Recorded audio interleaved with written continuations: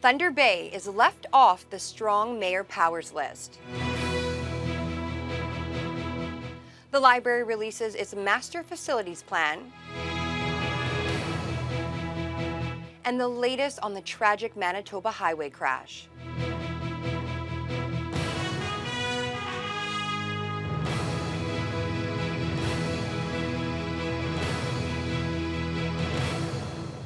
Good evening and thank you for joining us. I'm Riley McManus. Ontario's strong mayor powers are being expanded to 26 additional municipalities across the province, but Thunder Bay isn't one of them.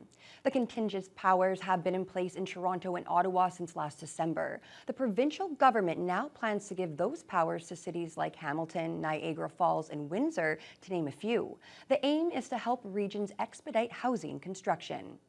So they include being able to choose a chief administrative officer, that's being able to hire certain department heads to create committees on certain functions as related to our extension of strong mayor powers. Everything we've done, whether it be vetoing certain bylaws that don't meet our provincial priorities, it's all around ensuring that those mayors have the tools to ensure that they meet their obligations of the pledge that they made, the housing pledge that they made, but at the same time ensure that, that as the Premier and I have telegraphed many times, that we want to make sure that everyone is set up for success. Officials with the City of Thunder Bay say they in Sudbury were not formally invited to be part of the strong mayor's process back in the fall because of the two cities' low population growth. Mayor Ken Boshkoff was in Toronto today for the large urban mayors meeting when the announcement was made. He says the city's official plan already has all the tools in place with enough open lots available to facilitate speedy approvals for new housing projects. Well, as near as I can figure is that when the request came in November, we felt that we did have an official plan in place and that we were able to do this. Since that time, we still have a housing readiness plan, if you will, because if people want houses, we got lots for them. Now that the 26 other cities have been granted strong mayor powers, Boshkoff and City Manager Norm Gale say Thunder Bay will be moving ahead with the housing pledge, which the province is asking for. Boshkoff says although he doesn't feel the extra powers will be necessary in most situations, he feels there would be benefits to joining the other communities to spur on more housing here. Yes, I am in favor of it because anything that will help expedite matters is probably a good thing in the right hands. In our community, I think it would only be in ensuring that site plan agreements and some of those things were accelerated. So I could see it having some gentle nudging benefits. The Thunder Bay Public Library has released its master facilities plan, with the focus still being a centralized location at Intercity Shopping Centre. The possibility of closing down 2 neighbourhood branches is still among the options, with the decision ultimately falling on City Council at the end of the month. Vasilios Bellos reports. It's a plan that would reshape library services in Thunder Bay. We know there's people on both sides of this topic, as we would expect for any big change in the city. The Thunder Bay Public Library has released its master facilities plan, which will be presented to Council on June 26th. The library has provided 3 scenarios, with its ideal one adding a central branch at Inner City Mall at the former Lowe's site and keeping the 4 neighborhood branches. That comes with it a $9.1 million price tag. The cost of staying with the status quo for service and locations comes in at $7.8 million, but CEO Richard Togman says that option is just not sustainable. The centralized location would add about 75,000 square feet, with Togman saying finding more space is crucial. Turning away children wanting to attend our reading programs because we don't have enough programming space for them. And I'm sure that kind of breaks the heart of myself and every member of the community, knowing the way we're turning kids who want to read because we don't have the appropriate space. The cheapest of the library's options would cost just over $7.6 million and includes the centralized location, but would see the closure of the County Fair and Brodie branches. During the consultation process, a survey did find the average respondent would be willing to pay between $34 and $43 a year to fund a new central location and keep the 4 existing ones. While the library is eyeing Intercity for that expansion, there's nothing preventing the mall from renting the space to another group. This can't be a multi-year drawn-out process where maybe 5 years from now we get the space. It's not like you buy a plot of land and you can sit on it and wait for conditions to be right to build. There is some time pressure in this that for the mall to make it viable and for us to make it viable, we need to know the direction we're going. Dauphin does have individual meetings scheduled with councillors over the next week or so regarding the master facilities plan. That's in preparation for the council meeting at the end of the month, where it's expected council will decide what the future of libraries will look like in Thunder Bay. Vasilios Bellos, TBT News. Thunder Bay's most iconic arena is getting closer to receiving its new exterior upgrades. The Fort William Gardens Improvement Plan will be brought to City Council this Monday for approval of the $1.4 million project. The Gardens first opened in 1951, and the city has committed to extending its lifespan for another 15 years. Recently, the Gardens has had issues with air infiltration and moisture. The ceilings in the arena and the curling rink are planned to be painted with a low reflective coating as part of the energy efficiency upgrades, as well as fully repaving and repairing the roof damage. The plans also include replacing the doors and windows that haven't been changed since the Gardens first opened 72 years ago. Construction Services Supervisor Kelvin Jankowski says the upgrades will help cut costs in the long run. So the complete project, building envelope and HVAC and operating renewal, I believe, in the neighborhood of $130,000 a year in savings, total operative savings. We won't see that obviously until the project's fully complete and until we see the numbers in, but that's the projected savings. The project is expected to be approved by City Council on Monday night, but it's unclear when the work will actually begin. The Township of Ignace is one step closer to having a full council again. Council candidates hoping to fill the 2 vacant seats had a chance to pitch their vision for the municipality at last night's council meeting. Lee Noonan was there. Ignace's 3 remaining council members evaluated presentations and questionnaires from prospective councillors, including former Ignace Mayor Penny Lucas. People need a reason to stay, to come back to, or to come to Ignace. Without people, the community will become a whistle stop on the way to somewhere else. People require services, and services to survive require people. Council commissioned the firm Expertise for Municipalities, or E4M, to design the process and had no advance knowledge of the questions posed to candidates. In addition to rating the in-person presentations, council members were also tasked with evaluating the candidates' answers to an anonymized questionnaire. The very first question that you're going to have to provide a response to and will be, have you ever held a position on the Township of Ignace Council before? And yes or no. And council can determine whether or not it's an advantage to have been on council before or a disadvantage to have been on council before. There are 9 candidates in the running for the 2 seats. Although only 6 presented to council, the 3 no-shows have not been disqualified. Interim Mayor Kim Bagri says she isn't looking for any particular skills or education, but rather for someone friendly who cares for the community. Hopefully someone that gets along with everyone, transparent, cares for the community, and wants to do the job and work with council who is already on.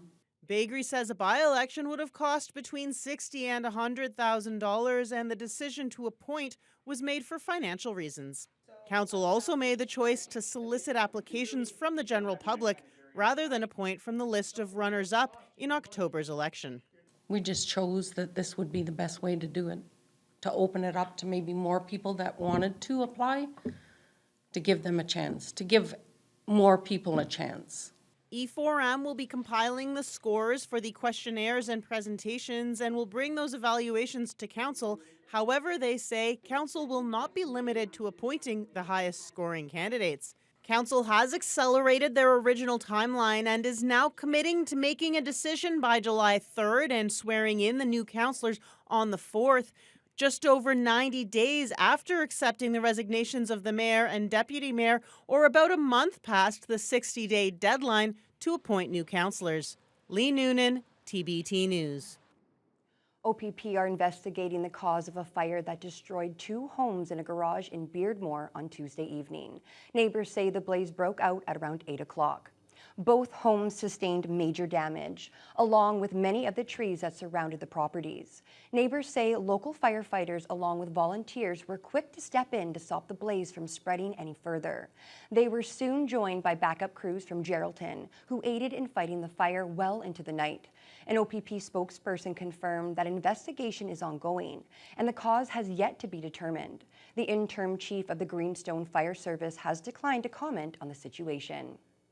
There are some major changes being made for the Lakehead School Board's cafeterias, with all 3 of its local high schools included. The change will eliminate the current model of school board employees preparing food for sale. Instead, the board is looking at contracting out food services for the next school year and eventually replacing it with food prepared by high school culinary students. So the boards was spending closer to 300 as a net loss over the years. So it was projected to increase this year closer to 370. And it really came down to food costs, and salary and benefit costs have now made it unsustainable for the boards to continue that model. Alexa continues that with the cost model that Lakehead Public School has, it just didn't make it sustainable to keep the food prices low for the kids. There is still a lot of uncertainty surrounding the impacts the changes in the cafeteria could make moving forward, as it is still in the early phases of planning. Sherry Lynn Farron is the Director of Education for the Public Board and details what the new model would ideally entail. Well, we're very pleased to have been able to work with our CUPE union to be able to come to a solution together. And so I think that's the most important part, that we have a respectful working relationship with our unions, and we're able to work together to come to a solution. In the short term, we will be looking for a community that wish to come in and support our cafeterias. Under the current model, there are 3 full-time cafeteria managers and 4 part-time members, which are all part of CUPE.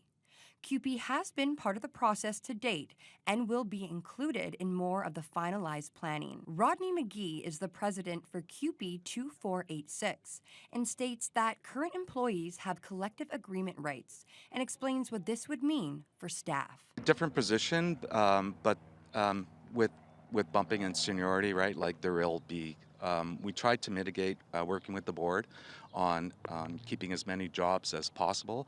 But there usually, when you go into the bumping procedure, there is fallout at the bottom, and we're not sure what those numbers are yet because it has to go through that process. The new model still needs to be ratified at the next school board meeting on June 27th, with the goal of the tender model beginning in September for Westgate, Hammersholt, and Superior Collegiate High School, with the board members hopeful for a student-supportive model in the future. After less than 2 years on display at the Pool 6 dock, the historic Brill trolley buses will soon be relocated to their new home. The buses are headed to the Oliver Papoonge Heritage Park, formerly known as the Founders Museum. Dating back to the 1940s, underwent a full restoration more than a decade ago. In 2021, they were brought to the Pool 6 to be part of the Transportation Museum. But after a falling out between the Museum Society and buddies of the Brill's president, Charlie Brown, over the past year, Brown decided to find a new location for the buses. He's now signed a 2-year lease with the municipality of Oliver Papoonge to move them to the Heritage Park on Highway 61, right across from the Russ's Garage classic car display. Brown says he's optimistic about the move and the opportunity to show off the Brill buses to the public at their new home. We're looking to go in a positive direction, and I think this is the way to go. We can grow when we're out at the Heritage Park. I think with all the development around here, it's going to kind of limit us in the future. So we're looking for new opportunities, and I think this is something really positive, and we invite the public out to see us. And as Willie Nelson sings, we're on the road again. The buses are currently sitting under protective tarps at Pool 6. They will be taken by their preferred carrier once a flatbed is available to them, possibly as early as the end of this month. Well, Fiona, today was fairly beautiful out there. I actually got to get out and enjoy the sun. It was just gorgeous. It wasn't so warm that you couldn't enjoy it. A nice breeze from the east-southeast, anywhere from 4 to 20 kilometers per hour, but loads of sun, and even more sun. That was after an early morning low of 5. We warmed up to 23 Celsius, so right on par for this time of year. More sunshine to the west at this time and similar temperatures. Thunder Bay is currently at 22. We've got 23 in Upsala and Dryden. Fort Frances, Atikokan at 24. Just a few clouds to the west up into Red Lake. We've got a little bit more cloud cover trying to push their way in. It's been mostly cloudy most of the day, but they too have seen very seasonal temperatures. They're currently at their high of 23. Sioux Lookout, Armstrong matching that, as is Greenstone with nothing but sun. Slightly cooler along the North Shore, but only just by a couple of degrees. And then we hit Sault Ste. Marie. They have been experiencing much cooler temperatures the last couple of days, and they added a few degrees to their daytime high. They're currently at 17, and they have lots of sunshine there as well. Now, here in the city of Thunder Bay, we are going to drop down to a low of 9 tonight, and we could see some patchy cloud move in. Little bit of a disturbance to the west, but for the weekend, we are going to see the temperatures rise ever so slightly on Saturday. Unfortunately, they'll slip again on Sunday.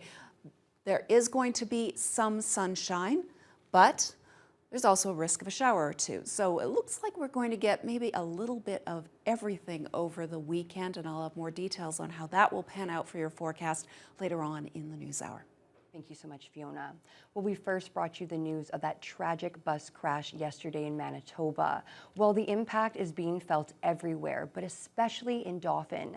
That's where the bus departed from. We'll have all those details for you as your Friday News Hour continues. We're talking every day to people who know somebody has family on the bus.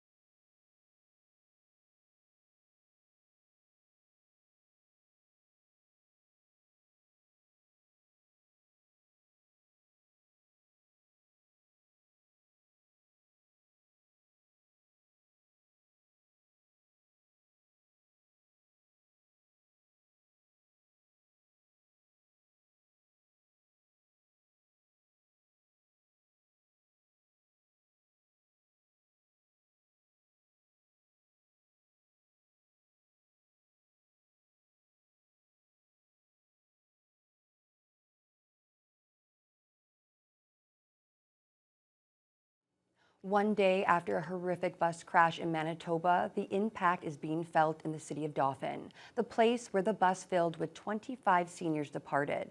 Today, the community is coming together in support and healing. Here's Jill Makashon. In this small city, it seems everyone has been touched by tragedy, including the senior center where 25 people boarded a bus for a day trip to a casino and still parked outside the vehicles of those who never came home. We're talking every day to people who know somebody has family on the bus. 15 dead and 10 injured, including the driver of the bus who had just started a new transit company a few months before. Very well liked. Drove the quality care handy van all over town, picked people up. This is a city of just 8,000 people. And literally everyone on that bus is known by the rest of the community in one way, shape, or form. It'll take some time. We'll get through this, but it's certainly a tough couple of days. The small bus left Dauphin at 9:30 a.m. for a casino, as advertised by the company running the excursion, Quality Care Transit. Just over 2 hours into the trip, it was hit by a semi at an intersection of the Trans-Canada Highway while crossing the 4 lanes of traffic. A fire and fatalities. Today, in an update, health officials confirmed no other patients have died. At least 6 are critically injured. A number have received operations and more operations are planned, but these injuries are quite significant. Across the country, flags were lowered to half-mast in honor of the victims. The worst mass casualty crash since the bus carrying Saskatchewan's Humboldt Broncos hockey team was hit by a semi in 2018. 16 people were killed, 13 others injured. I need to make sure I'm doing what I can to offer assistance because of all the help and love and support that we received during that time. For now, the people of Dauphin are finding strength in each other. Local churches have opened their doors to families, and the community is gathering here at the curling rink, now a community support center. Jill Makashon, CTV News, Dauphin, Manitoba. The Supreme Court of Canada has ruled that the Safe Third Country Agreement between the U.S. and Canada is constitutional. The treaty oversees the flow of asylum seekers across the border. Under the agreement, refugees have to make their claim at the first safe country they reach. If their claim is rejected by one country, it won't be successful on the other side of the border. Human rights groups say the agreement treats refugees unfairly and abuses their rights. Sending people who are seeking safety here back to the U.S. causes serious violations of rights that are protected both under the Canadian Charter and international law. Today's decision from the Supreme Court has mixed results for refugees and refugee rights in Canada. But nothing has changed today in terms of the dangers that are faced by refugees at the border. We continue to call for the government to fully and immediately withdraw from the Safe Third Country Agreement. Previously, a loophole allowed those who crossed into Canada or the U.S. at unofficial crossings like Roxham Road in Quebec to make their claims when intercepted by authorities. That was viewed as a lifeline by asylum seekers and human rights groups. But recently, Prime Minister Justin Trudeau and U.S. President Joe Biden agreed to close that loophole. And today, Canada's immigration minister said there are no plans to suspend or withdraw from the Safe Third Country Agreement. It's important to understand that in addition to changing the posture at the border, that there are exemptions that exist. Exemptions that exist for people who have family members that are in Canada, for unaccompanied minors, and for other public policy reasons. The discretion of officers at the border to implement decisions, despite the fact a person may have crossed through the United States, is an important component that will allow people to continue to make a claim where the facts determine that they, in fact, were not safe in the United States. An alarming new report is highlighting ongoing concerns about food insecurity in this country. It's revealing the poverty rate among working-age single adults is 3 times higher than the national average. And then you have income supports that just haven't kept pace with the realities of what it costs to put food on the table and keep things moving forward. So if you're in Ontario in social assistance, you receive about about $733 a month. And as people will know, it's very hard to find any kind of housing at that rate. It kind of sits about $2,500. So you do the math, it does not add up. So people are being crunched by this, and there's a lot of suffering out there. And I think it's incumbent, particularly in a country that speaks about the right to food, adequate living, that we actually have governments rolling into this conversation to develop important key economic and social supports to make it better. The report by the Community Food Centres Canada says 1 in 5 single adults living below the poverty line, and nearly 1 million single adults live in deep poverty, with an average income of just over $11,000. Canada's population has hit a major milestone. 40 million people now officially call this country home. The milestone was hit before 3 o'clock this afternoon. Canada added a record 1 million people last year and leads the G7 in population growth. At the current pace, Canada's population could reach 50 million in 10 years.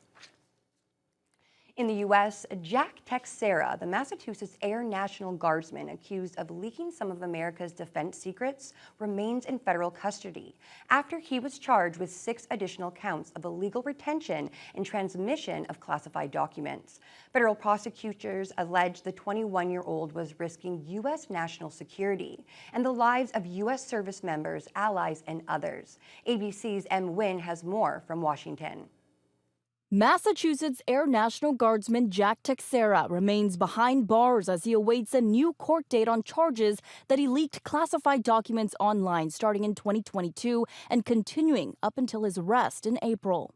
The 21-year-old former IT specialist, indicted by a federal grand jury Thursday, now facing an additional 6 counts of willful retention and transmission of national defense information.